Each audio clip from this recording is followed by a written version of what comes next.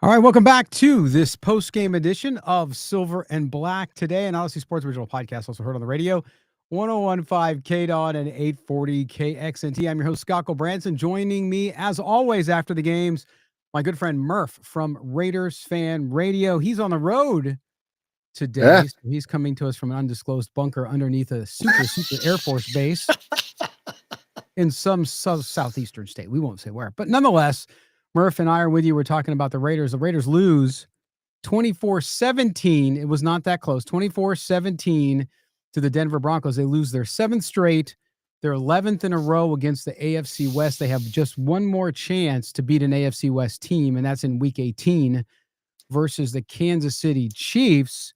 And we're going to get into the game here and also get to some of the stats and whatnot. We'll talk a little about this game. But Murf, the thing I got to talk to you right at the top is I saw a couple little encouraging things, which we'll get to. But first, I think, a lot of, and this is not an indictment on the team per se or effort. I just saw a lot of going through the motions. The offense outside of the first scripted drive, again, struggled. Geno Smith got hurt. And no matter what you think of his play, we hope he's all right. He hurt his fingers and then hurt his shoulder on a play in the second half. Kenny Pickett came in and did some okay things at times as well. Also want to send our best wishes out to Caillou Blue Kelly, who appears to have a serious knee or leg injury, was taken off in an air cast. You never like to see that, especially with a young player trying to get better out on that field. So our best goes out to Caillou Blue Kelly. But Murph, that was the thing that struck me about this game. Outside that first drive where the Raiders really looked crisp on offense, I like the play calling of Greg Olsen there. I just saw a lot of, hey, we're going through the motions. Because listen, Denver, I get it. They are now in the driver's seat for the top seed in the AFC against the Patriots because they own the tiebreaker since the Raiders beat the Patriots. But at the same time, just they win by the skin of their teeth. And tonight, they didn't do anything amazing offensively. They did okay defensively as well. But this game was just, it wasn't a terrible game to watch per se, but it just seems like the Raiders are at that point in the season where it's tough to get super motivated, even at home against an AFC West rival.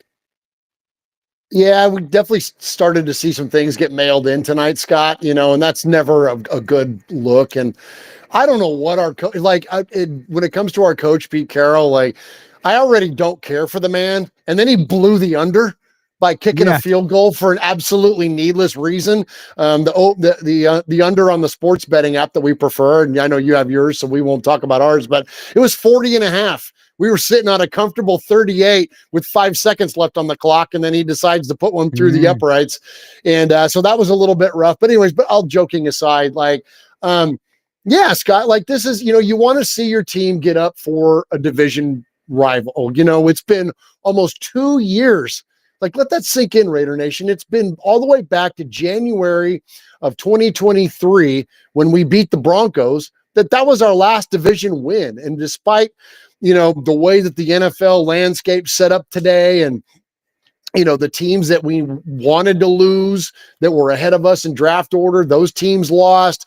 We see Fernando Mendoza have an incredible performance against Ohio State, right? Everything is lining up in the Raider universe, but I'm never going to root for that openly, man. I might, as a fan, sit back and be like, okay, that'd be kind of cool if that happened. But I always want them to win. No matter what, I always want to see the Raiders win. I always want to see us, take the field and make Raider Nation proud. And here it is again. We just got another, effort out there. And I'm sure we'll get into the minutia of it about why, but it just seems like an overall lackluster performance. It certainly was an overall lackluster of show from the fans. There was clearly a bias today. I don't know what the numbers were because I wasn't there at Allegiant Stadium, but there was a crap ton of orange in the stadium. And you could hear it. We had Kenny Pickett on a silent count, for crying out loud. Whenever your home quarterback is on a silent count, that's not a good sign. So, yeah, Scott, I'm with you, brother. That was very underwhelming. We'll just call it that. Yeah, and it's hard, right? Because you've talked a lot about this on your show. We've talked about it here on our show. When the fan base doesn't have a lot to get excited about, if the youth movement, so to speak, had begun earlier in the season, and you saw younger guys play. Now, we saw a good game out of Jack Besh. We saw him used a lot more. We're getting a lot of comments in the chat about that as well. certainly that would be that'd be something to get excited about, and that's one of the things you can take away from this game.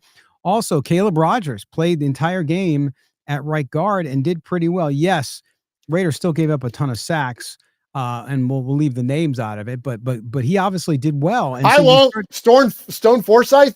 oh I my won't leave gosh, the names out. How many times are we going to watch Olay. Nick Benito run around that guy? Like Olay, Yes. big time, right? Yes, I Yikes. mean, there were times when he couldn't even get out of his crouch and Benito was already past him. So you look at that and you wonder, okay, all these weeks we heard he's not ready, he's not ready, he's not ready. And then Caleb Rogers comes in tonight against a really good Denver defensive front, especially when you get into the red zone, and held his own, man. I'm not saying he's perfect. I'm not saying he is a all pro all of a sudden as a rookie, but it goes back to the questioning of what this coaching staff has done with this team throughout the year. And again, we saw that tonight. So that was very encouraging as well. Defensively, the Raiders struggled at times again with tackling. How many long runs, 3-5 yards, they get a stop and seemingly get a stop, only to let the RJ Harvey, who had a nice night as well, get through and then roll on for 11 or 12 yards. So we're continually seeing these things that have not improved for the Raiders. And again, I believe some of that is talent. When you don't have the Jimmies and the Joes, it's hard, right? It's hard. But the Raiders do have some young, raw talent, and we saw some of that, and they're just not wrapping up. Again, that is something you go and you've said a million times on your show with Jeff and Michelle, and we've said here with Mo, which is that's discipline, that's coaching. Like you can look at some things and say it's coaching, some things it's talent, some things it's a lack of execution, which also goes back to coaching, and players own that too. But again, we saw Geno Smith look good on that first drive. And then we saw the Geno we've kind of seen all year, which is holding the ball too long, unable to hit receivers at times. And so not much has changed there, but I'm really trying to focus on some of the positive there. Now, of course, the big positive, and you mentioned this earlier in the afternoon, Murph, was the fact that the Raiders now move into the second slot in the draft behind the New York Giants, who they play in a couple weeks, by the way. But this is all good news because at this point, the Raiders, what they're trying to do, or hopefully what they will do, is they will get a new coaching staff in. I believe they really must do that. And they need to get a quarterback. And we saw Fernando Mendoza beat Ohio State yesterday, much to the chagrin of a lot of the people I live around here in Ohio. But nonetheless, the kid is a very good quarterback. He showed. I think he's going to win the Heisman Trophy. I think Jeremiah Love from Notre Dame should. But I'm a Notre Dame guy, so we won't even go down that slope of what happened today with the college football playoff. But nonetheless, I think that Fernando Mendoza sweepstakes, look, the Giants are there number one. Somebody could trade with them and get ahead of the Raiders. But if things finish out like they are and the Raiders don't win another game this season, which I think is distinctly possible, then the Raiders will be actually in a position for the first time in a long time to be in that quarterback lottery, if you will. And so I think that as much as it sucks to lose for fans, that's a big positive coming out of this weekend with the Jets, the Browns, all these teams winning. And of course, the Saints was a big one. That was a surprise today. Yeah, absolutely. And, even your guy, Vinny Vaughn Sr. put it out there earlier today. He was like, it's time for the Raiders to draft a quarterback. And I applaud Vinny for that, and I've had a lot of comments about some of the beat writers and some of the reporting and some of the things that we've seen regularly. But I'll continually give him respect because he's at least to me as a fan, and it's only this one fan's opinion. You want to hear those guys that are inside the building amplifying the thoughts of Raider Nation. We want to see, basically, I drew the comparison on our show this last weekend, Scott, that was just like a White House press room. You want the people that are asking the questions that you have as a citizen. Well, as a citizen of Raider Nation, I would love to hear the questions that I have being asked inside the building at Henderson. And that's effectively what Vinny B has been doing. And so shout him out. And he's making an outright declaration that the Raiders are in dire need of a quarterback, and it's time to take a swing. It's been too long since we've taken a swing, and likely the stalwart candidate there is going to be Fernando Mendoza. Now, we still got a ways to go, and things still have to fall into our lap. Because I'm never going to trust it. I'm not going to trust it now. I'll trust it when it's post week 17. When it's all done, then we'll figure it out. And I've always said this too, that I worry less during the season about the Raiders draft position than I do, let's just do a good job when we're there. Because listen, the Jets have a ton of capital. They can make a big move if they decide that that's their guy, even if they finish with a record behind us. Like there's a lot going on still that remains to be seen. All that said, I hope it's never been more evident, Scott, that now is the time for the Raiders to bite the bullet and to make a move for a high level prospect, a first round talent in the draft.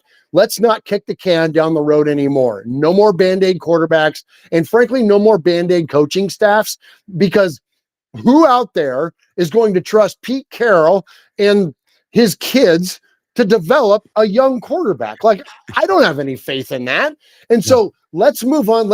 And I know that there are some fans that will say, well, Mark Davis keeps moving on from coaches. Who's going to want to come here? Listen, if you supply John Spytek with authority, and you supply him with the ability to draft a first-round quarterback, and you supply him with the ability to make moves in free agency based on all the money that we're going to have next year, a young offensive-minded head coach will gravitate towards that. Oh, yeah. Tom Brady aside, all those other things aside, give them that scenario. Why did Ben Johnson go to the Bears and not the Raiders? It's because of Caleb Williams. Why did Liam Cohen go to the Jaguars and not the Raiders? Because of freaking Trevor Lawrence. Like, it's you. If you let those guys know that when you come into this building, we're going to get you a quarterback in the first round. Whoever you want, we're going to make our absolute best play to get that player in, and we're not going to abandon that. We are going to get you a quarterback. That will attract a head coach, plus the money, plus the opportunity, yada, yada, yada. But but that has to be the move, Scott, right? I mean, and clearly Mendoza at this point is the guy. I mean, there needs to be another path to success there. I don't want to call it plan B, but I'll just say there needs to be a vision for Ty Simpson. There needs to be a vision for Dante Moore. There needs to be a vision for others, right? But that's the ideal candidate at this point. Right. And a lot of people out there, we've had spirited arguments, and so did Vinny, by the way, around fans out there who want to say, no, get the offensive line first. Here's the deal. Nah. It doesn't work that way. Look what happened with Drake May last year in New England. They drafted Drake May last year. They had they had one of the worst offensive lines in the league. Now look at them. Okay. They're 11-2, and they built that offensive line very quickly. You can go get more offensive linemen faster and hit on them better than you can a quarterback. There's just less of them, folks, number one. And number two, when you're talking about a top 2 quarterback, especially in a draft like this, where you don't really go past maybe 3 or 4 for stretching it, you have very little opportunity. Right. And you're right, that the Raiders need to take a big swing at that. Argue, yes, you win in the trenches, but in the NFL, you have to have the quarterback. You're seeing it. You saw it. Even with Kenny Pickett coming in, he did okay things here and there, but he's not a game changer. Obviously, he's been on 4 teams already in his short career, even though he was a number 1 draft pick who didn't pan out. You look at the situation, and that's what they have to do. But you're right. You don't have the coaching staff to develop them. So I have every belief. In fact, I don't doubt at all that there will be a new coaching staff in Las Vegas next year. And to your point about young coaches, well, they won't want to come because we fire coaches. No. There's only 32 jobs, folks. There's 32 jobs in the entire world. You will get a coach. Now, if the coach has got 6 options, he may end up choosing another team. We saw that with Ben Johnson. But there's plenty of opportunity if you sell them and you have it clearly, because the dysfunction in the front office, which you talked about a lot on your show this week, as we have, is the problem. If you show that you've somehow corrected that and you went in and you got somebody young coming in who, like you said, is an offensive mind and get this team rolling, then fine. Then you also find a defensive coordinator and start to build that side of the ball. You got a lot of work to do here, folks. So it's not going to happen overnight. I'm not saying you get a quarterback and suddenly the Raiders are a playoff team, but you have to take that big swing and you have to be able to shore up what is the most important position on the field. All right.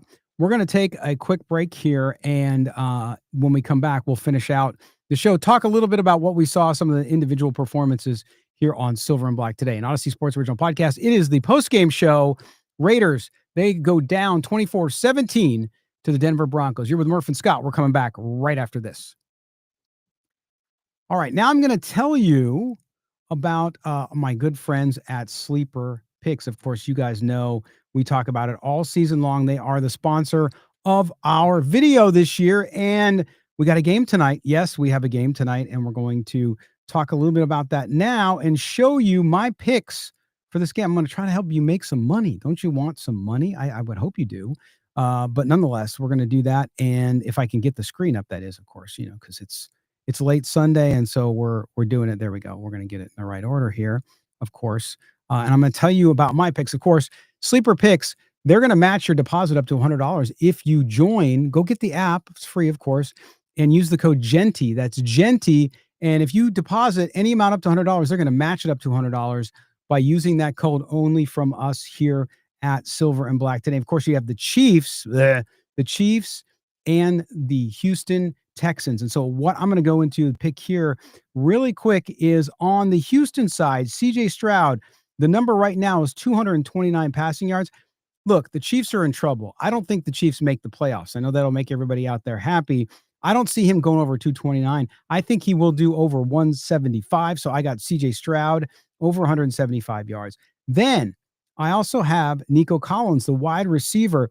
I like this over 50 yards for Nico Collins, with being the main target of CJ Stroud, Houston and Kansas City.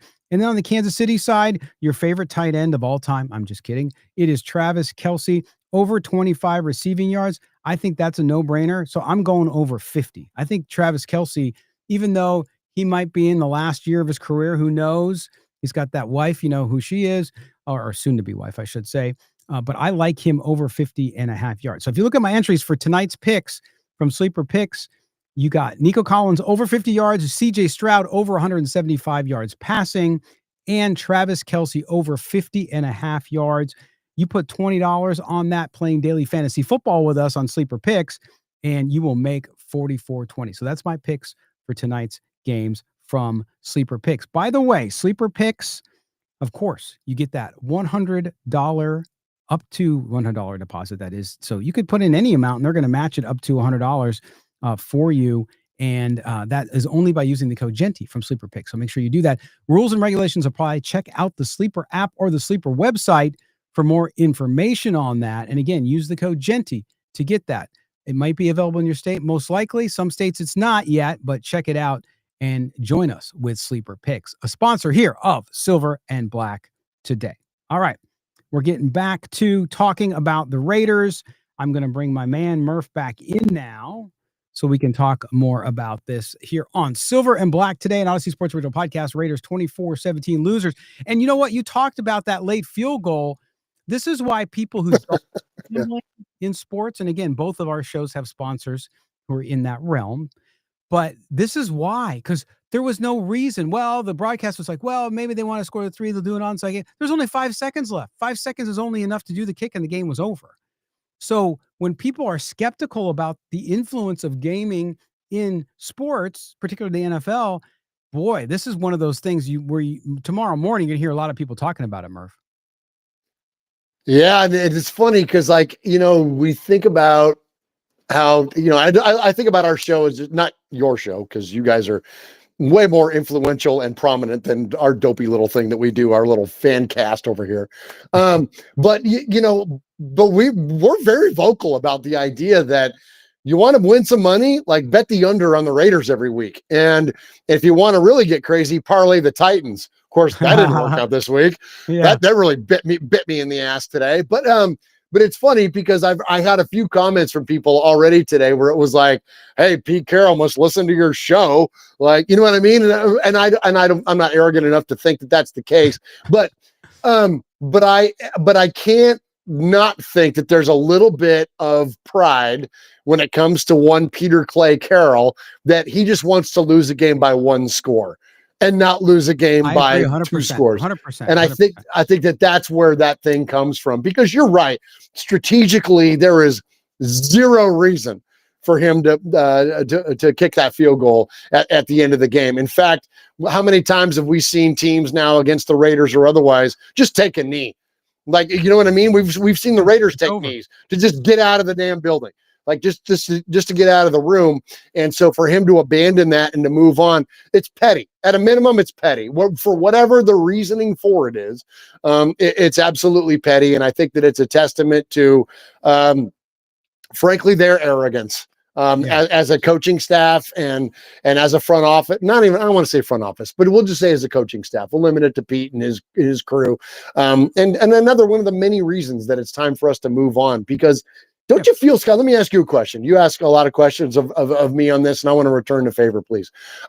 So don't you think that Pete Carroll is way too advanced in his career to be making these decisions and these statements about players and coaches to his own detriment? Like I don't understand why there's this constant overselling of Geno, right? We'll just use that as the example. Oh yeah. There's an overselling it. It's like you just started dating a new girl and you're trying to convince your family why she's so cool.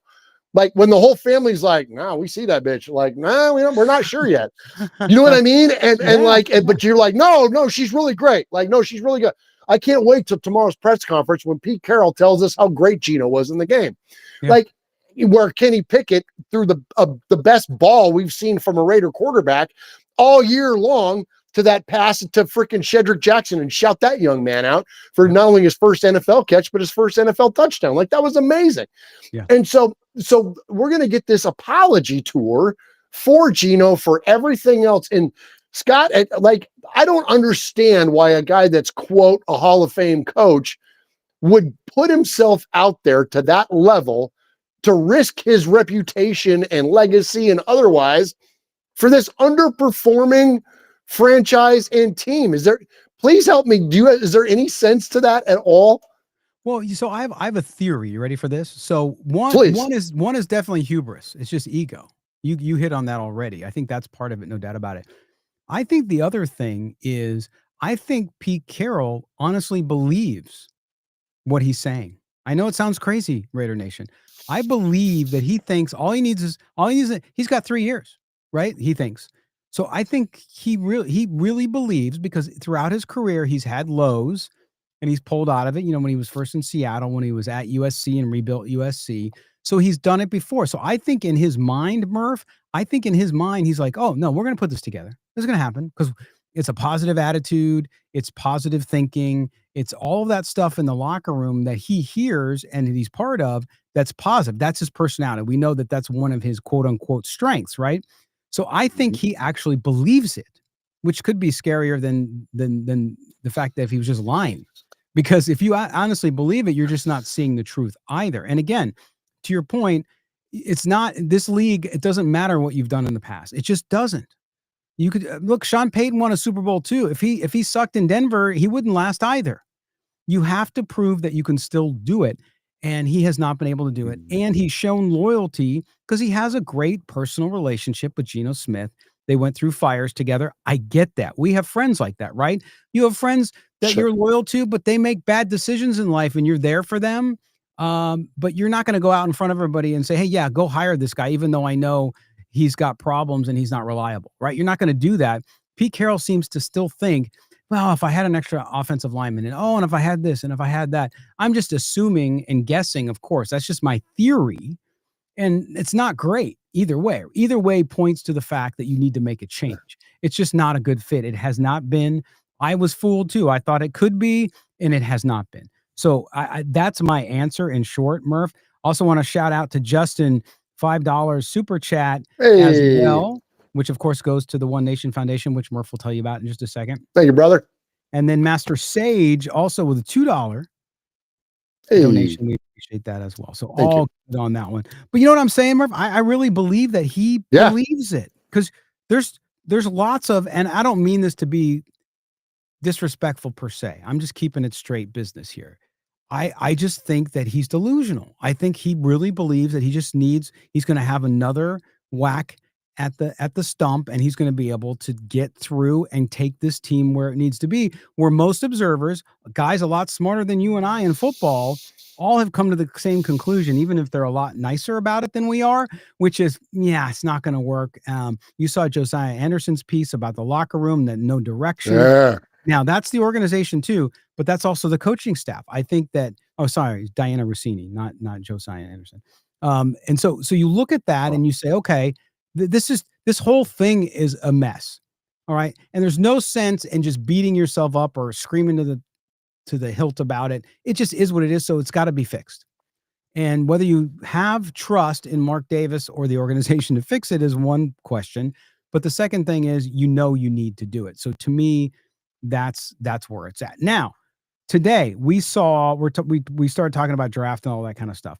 But Jack Besh, I thought Jack Besh, and I still hold to the fact that I thought Jack Besh was drafted a little too early. I still think he's going to be a very good wide receiver in the NFL. And they talked about his history on the broadcast today, of course, being at LSU and the team he was on there and leading the team receiving and then finishing up at TCU.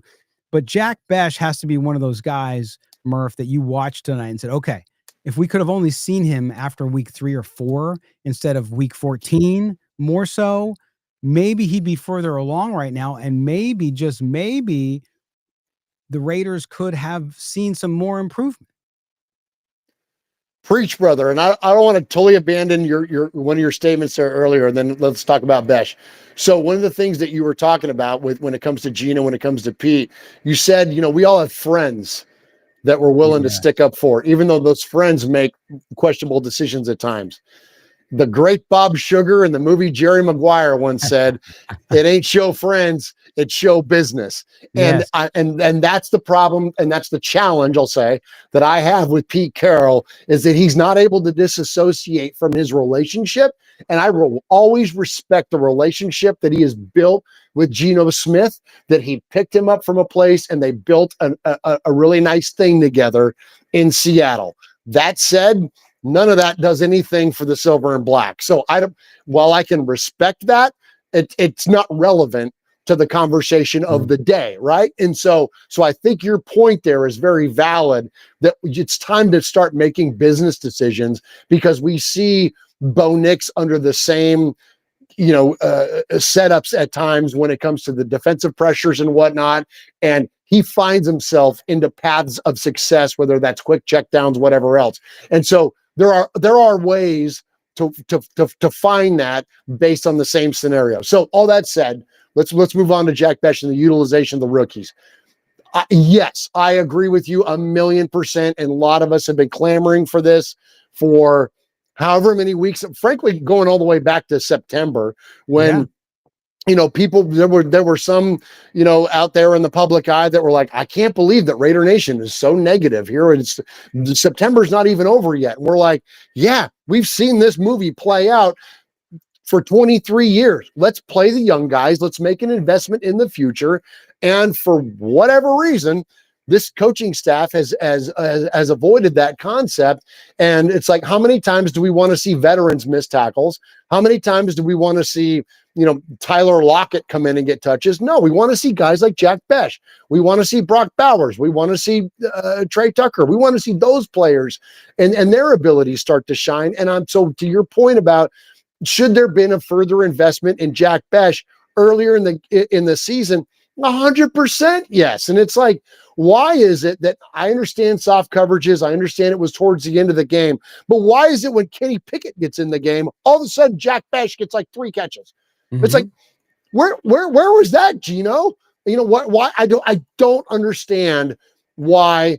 Because even earlier in the game, Scott, I was asking myself, I'm like, well, why isn't the coaching staff giving him that ability for those quick checks, for like drag routes, quick slants, run wheels with the running back, like whatever, like those kinds of things, right? Spider 2 Y banana, baby. Like why are we getting those types of plays going on in this offense when, again, to draw the comparison, to go to the Denver side of the ball, Max Crosby was in the backfield all night long. There was plenty of pressure from the Raiders, but Bo Nix would step up in the pocket and dump it down, step up in the pocket and hit the quick play, right? Like those things, they were happening fast. Why is it that we can't see that out of our Raiders? Why is it that Greg Olsen can't install those plays? And if he is, and Geno is unable to execute, then that's even just a further indictment on him. Because when Kenny Pickett gets in the game, all of a sudden we start seeing these things happen. And very limited amount of reps, very small sample size. I'm not drawing ultimate conclusions here. I'm just saying that it looks different despite the backed up off coverages later in the game. So, Scott, I don't know, man. Here's the thing, and I'll end my comment with this. I don't know, and neither do you or Mo or Raider Nation or an analyst in a booth somewhere understand the nature and the thought process and the decision making from this coaching staff. It's so everywhere, and all that does is lend to the conspiracy theories. We'll call it that. I think it fairly, that there are way more cooks in the kitchen than we even realize as a fan base and as you all as journalists. Well, and I think I go back to the delusion thing when you asked me the question about why Pete Carroll goes out there and keeps defending Geno Smith. And listen, this is not, I'm not one of these guys, and I understand for you fans out there, it's a more emotional thing, but I'm not going to call Geno Smith names. I'm not going to tell him to F off. I'm not like that. To me, I don't know why you do that, because that's not going to change anything. But I get it. You're getting it off your chest. But with Geno Smith, I think Geno Smith this was all a perfect storm of failure at every level. So you go out, you get a quarterback, you get a coach, and you think, oh, well, this isn't bad. This might be an improvement over last year. No, it was the opposite. I think Geno Smith, watching him, and now maybe he goes somewhere next year and proves us wrong, but I doubt it. But I just think he's not there anymore. He holds on to the ball too long, doesn't have the vision. And sometimes it happens that way. Things happen quick. When you're at that level, and you suddenly lose a step, or we saw it, I used to work in boxing, right? You'd see a fighter who was great, and then all of a sudden, just a half second slower, and it means everything.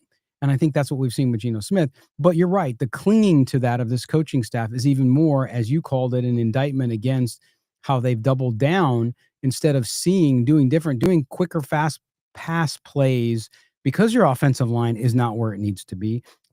Jumbling up the offensive line throughout the season, never having a core to work together to get better together has been just inexplicably ridiculous. And so yeah, that's where you're at with it. And so to me, all of that together means that you have no choice. And I understand those people out there who want quote unquote stability, but for 46 years, this franchise has been anything but. You go back to 1983, you go back to the Super Bowl, the last Super Bowl win. Yeah, there's been a couple seasons, and I'm not trying to depress anybody or to put down Raider Nation, but it just speaks for itself what's been going on. And yes, there's been common denominators there as ownership. I get that.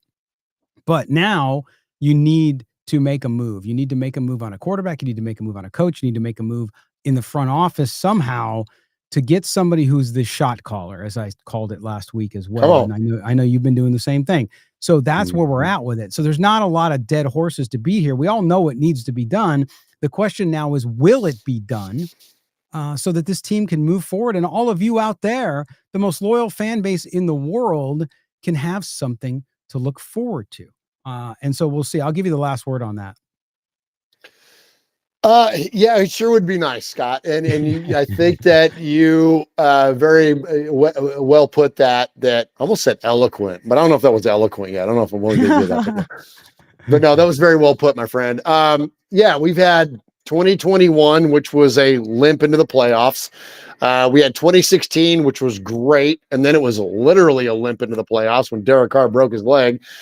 And then we got the 2002 year where we get our asses kicked in the Super Bowl. And then prior to that, you had 1995 where Bo Jackson gets hurt and we get, beat 51-3 in the AFC Championship by the Buffalo Bills. And then prior to that, it's 1983 when Marcus Allen is running with the night, or actually technically it was January 22nd, 1984 in Tampa Stadium, the big sombrero, as Chris Berman would call it. But so when you look at that, it was so sporadic. And listen, man, I'm gonna turn 53 this March. I'm just barely old enough to remember Super Bowl, the first one, Super Bowl 11. I definitely remember 15, and I definitely remember 18, as I mentioned, Marcus Allen running with the night. Y'all, Fred Biletnikoff, not to drop names. Frank Sinatra told me never drop names, but the great Fred Biletnikoff said, we painted some lines on the road for the path to success a long time ago, and it's time for these guys to paint their own lines. Fred Biletnikoff is going to be 83 years old. That Raider mystique and that greatness and all those championships and all that stuff, yes, they still count and they're still relevant to this day, but that was a long time ago.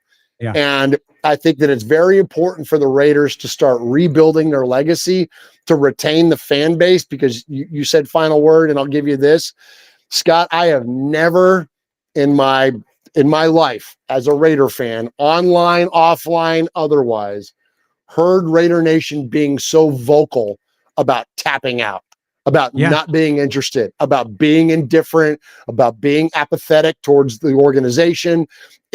They're literally losing a fan base at this point, and that's sad, because I also asked the question, and I'll keep it brief, but Scott, and then I would like to hear your opinion on this.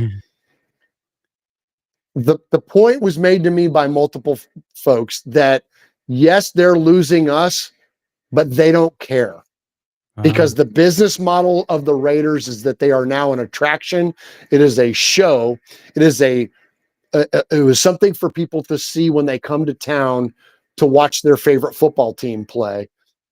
And the casinos don't care whose money it is. If it's Browns fans, Bronco fans, Niner fans, Cowboy fans, they don't give a shit. They don't care whose money it is. It doesn't have to be Raider fans. It just has to be people. It has to be their dollars. And so that's a scary thing, frankly, for me. And I'm not trying to get all over dramatic here, man. I got my life in order, I promise.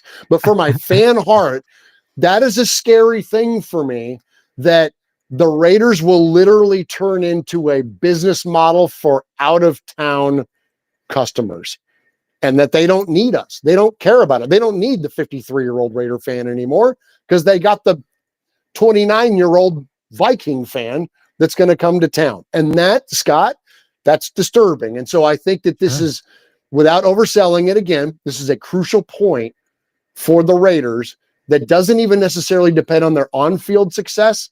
It depends on their relationship with who Raider Nation is, which we couldn't be more proud members of. And as a collective, not just me, but like the collective of Raider Nation, we wear that so proudly. And the idea that the Raiders don't need us to be that anymore, that scares me. So please give me your thoughts on that.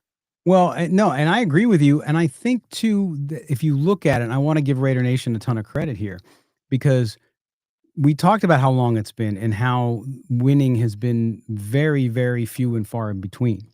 Without Raider Nation, without that fan base, this team would not, this franchise, no matter how great its history I should say, would be relevant anymore.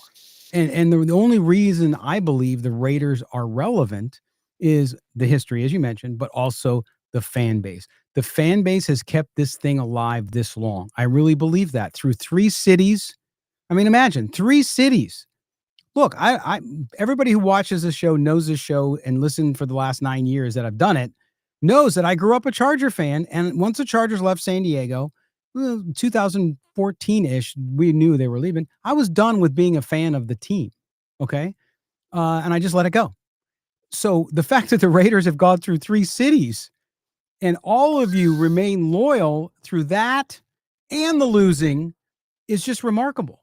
And so now, though, I think people are like, okay, now Raider Nation finally got, quote unquote, the home it wanted, the beautiful stadium, the beautiful headquarters in a very exciting city. I understand most people would still like it in Oakland, and I totally get that. I wouldn't argue against it. At the same time, though, you got everything you need to be a winner, right? That's what you were always told. We don't have a good stadium in Oakland. We don't have good facilities. We had to rent this office space, blah, blah, blah. Now you have it all. And so, like, you were waiting for the fruition of this dream, Al Davis's dream, to finally come true. And then they get there and they shit the bed. So so to me, I get that, and I totally agree with you. I think because I've fans, because we have fans on this show. Listen, I don't mind admitting it. We don't appeal to 22-year-old Raider fans for the most part. I know some of you are out there, but I know from the demographics of our show, because I see the analytics, most of our Raider fans are going to be over 35 years old that listen to this show.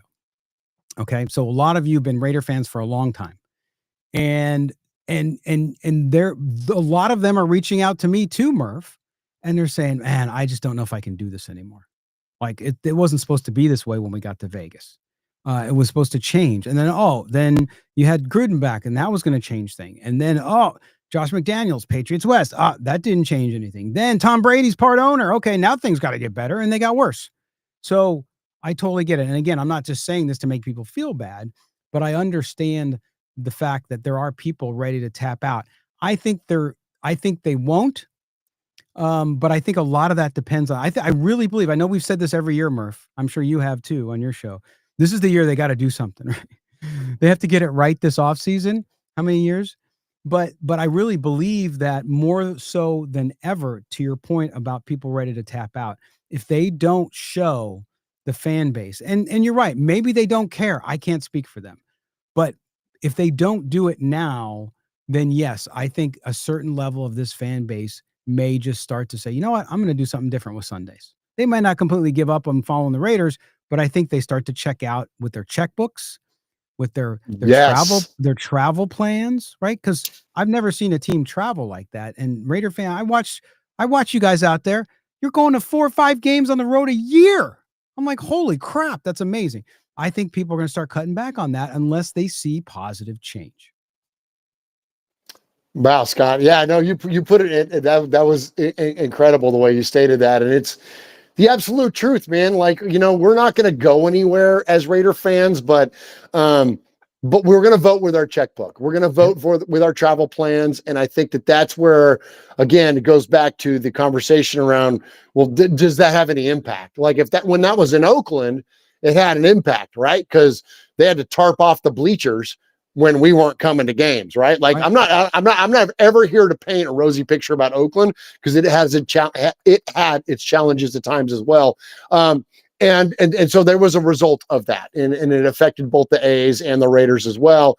But in Vegas, it doesn't have the same impact and level of effect. So yeah, man, I'm with you, man. I think that it's critical, Scott, because it's Swag Jeff put it on our show, the Slack last week. I thought he made a really great point. Even when you go back to the worst of the recent, 25 years, and that would have been like the 2005, 2006 season, right? Yeah. Which everybody points at, the bed and breakfast offense, Art Shell 2.0, whatever. It was still Al Davis. It was still Oakland. It was so that you had that connection to the past. You had that connection to greatness.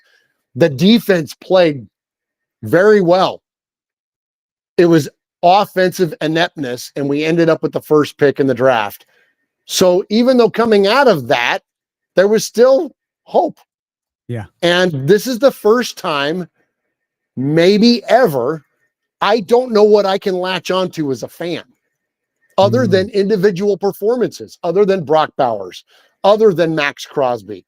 Yeah. Other than the potential of Ashton Genty if he's not getting hit 2 yards behind the line of scrimmage. Like, outside of that, I don't know what to latch onto as a fan.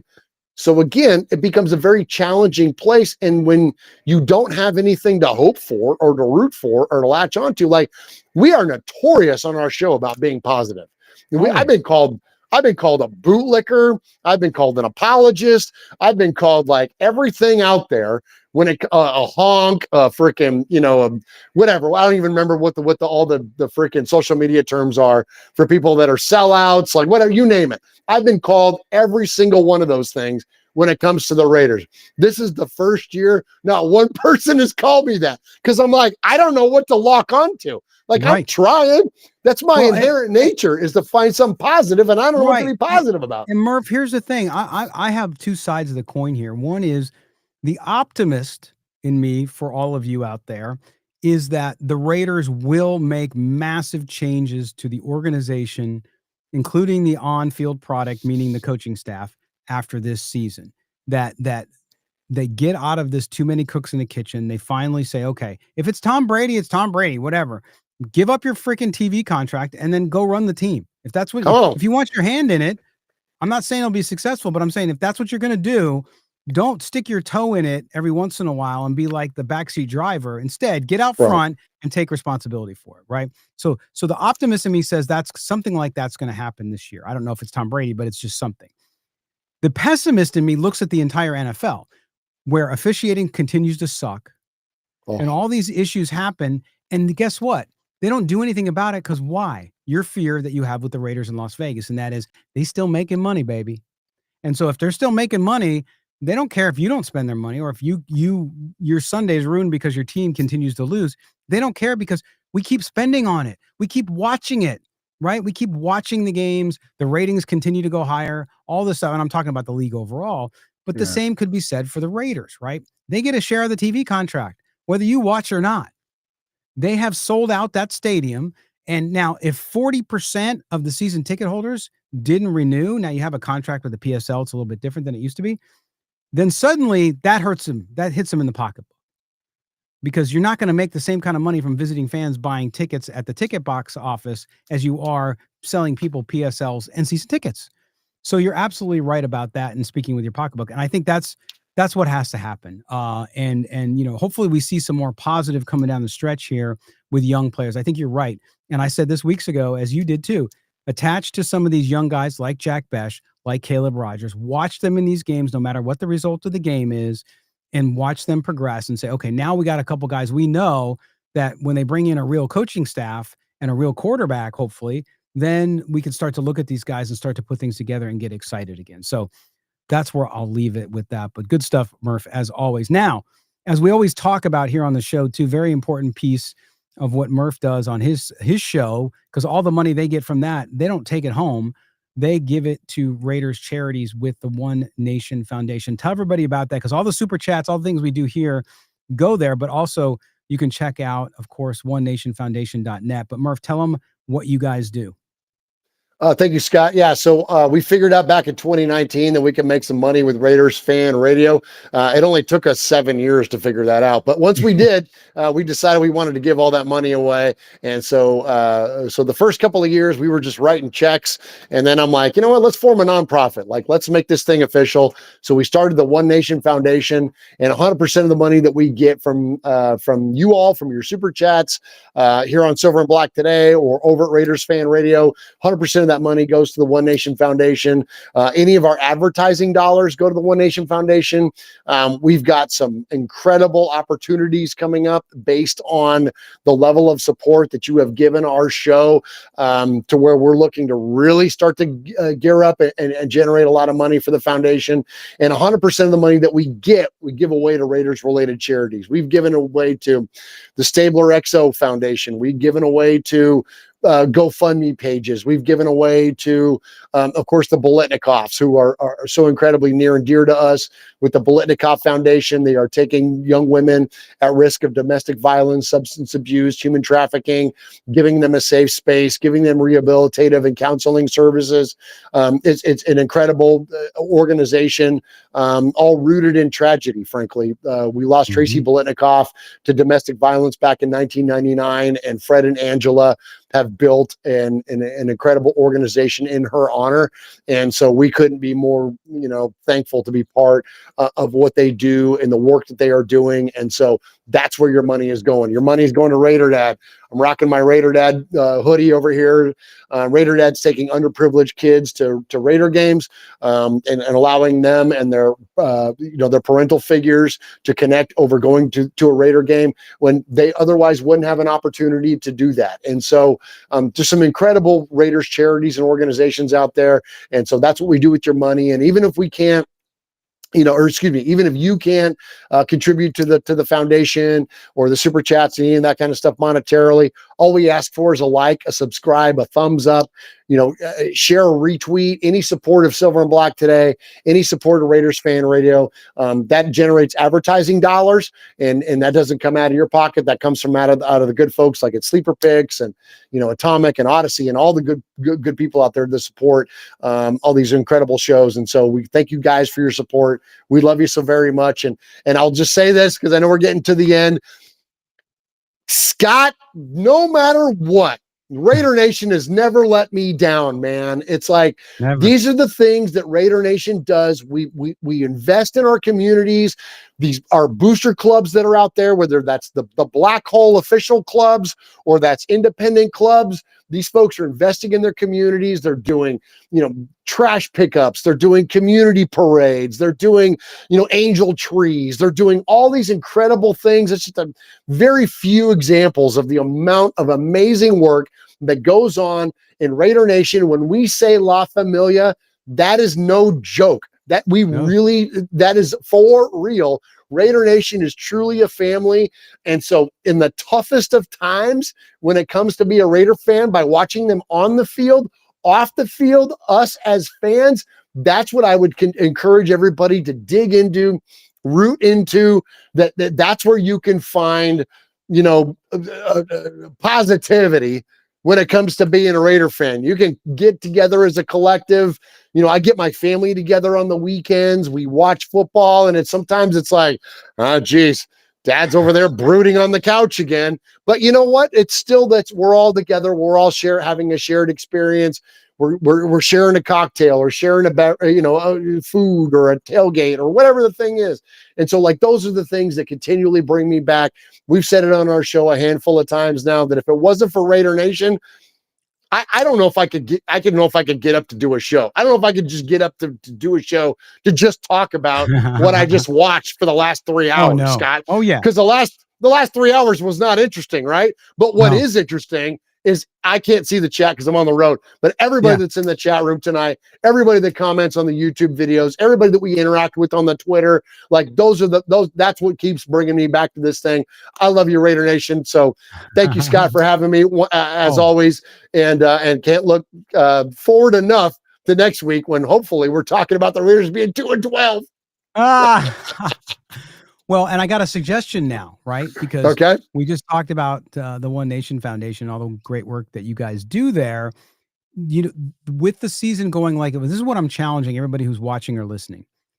Get a curse jar. Curse jar? You ever do a curse jar? We did them at work one time. Yeah. Curse jar. You can start with quarters, or if you're really bold, use dollars. And every time you want to curse Pete Carroll or Geno Smith, or Mark Davis or Tom Brady, any of those four, I think those four are pretty much where the ire is coming to. Put a quarter in there or put $1 in there. And then at the end of the season, you can take that and make a super chat with us that goes to the One Nation Foundation. So use your frustration and use the F-bombs and all the other things you're calling these guys, put it in that jar and then donate it to the One Nation. That's my challenge to you out there. And send us pictures. If you're going to do it, get a jar out. It can be glass. It can be whatever kind of container, milk jug, whatever, and show us your sign on it. And then at the end of the season, drop in either here or you can drop in at Raiders Fan Radio, which you also have to go subscribe to their podcast, wherever you get your audio and also video up on YouTube, and send it there. Use that frustration for a good cause for Murf. And we just got a great donation from the UK, which you guys have a lot of fans. We have a lot of listeners over there too. Thank you guys. You're doing a great job. Shame about the team. Once a Raider, always a Raider. And that includes us fans. $10 there from MacBHD1 over in the UK. So that's your donation. Who's that? That's my buddy Colin over there in Scotland. Thank you, Colin. Good job, man. Thank you for that as well. Thank you, brother. Yes. Good stuff. Well, Scott, I love that idea. And just based on that, Swag Jeff, you owe me $127 just based on text messages today. Oh my gosh, that's funny. Yeah, you can include text messages in there too. Hopefully, you should mention on your show too. Get everybody watching over there to do it. I love it. Murf, listen, man, we know you're on the road. We thank you for joining us as always. Be safe in your travels, and we'll see you next time. All right, thank you, brother Scott. Love you, man. Love you, Raider Nation. All right, there's Murf from Raiders Fan Radio. always here giving the voice of the fan. We appreciate him being there. And I mean it about the charity. Do the curse jar, help them out because they do amazing work over there. And we're part of it, just a little part of it. I mean, what we do is nothing compared to what they do, but certainly love it. All right, Raider Nation, listen, man, I appreciate you. No video drop-ins today. We'll get back to that next week. We certainly appreciate you guys jumping in here on this edition of Silver and Black Today. Mo and I will be back on Tuesday. Don't forget to subscribe to the podcast wherever you get your audio. If you're watching us on video, do the same there. Give us a thumbs up, and don't forget to put on the notifications bell. For our producer, Mike Robier at Odyssey, for Murf, I'm Scott Gulbransen. This has been Silver and Black Today. Have a great rest of your weekend, everybody, and we'll talk to you soon.